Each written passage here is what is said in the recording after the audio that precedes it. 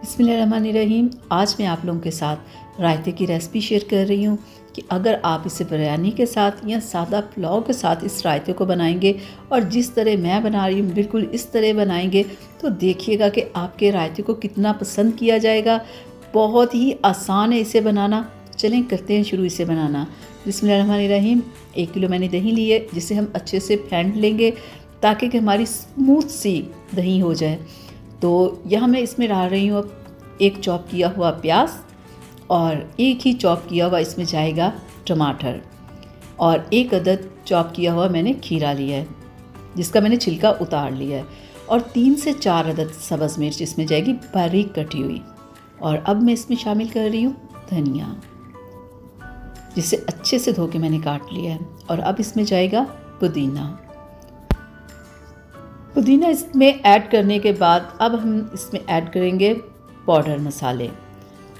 अब इसमें जाएगा 1/2 टीस्पून नमक।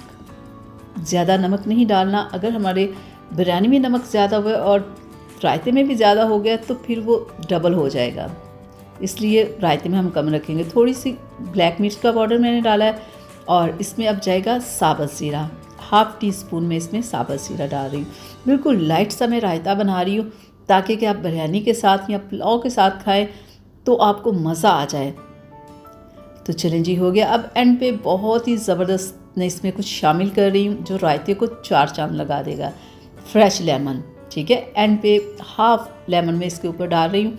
ये रायते को बहुत ही कमाल का कर देता है। तो आप ऐसे बनाइएगा, बाद में इसमें ऐसे ही फ्रेश लेमन ऐड कीजिएगा, देखिएगा आपको बहुत मज़ा आएगा। तो चलिए अब मैं इसे अच्छे से कर लेती हूँ मिक्स।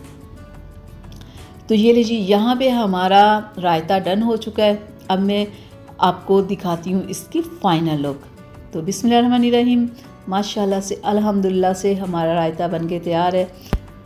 तो आप भी ऐसे बनाइएगा, आपको बहुत मज़ा आएगा। तो चलिए, यहाँ तक थी मेरी आज की रेसिपी आप लोगों के लिए।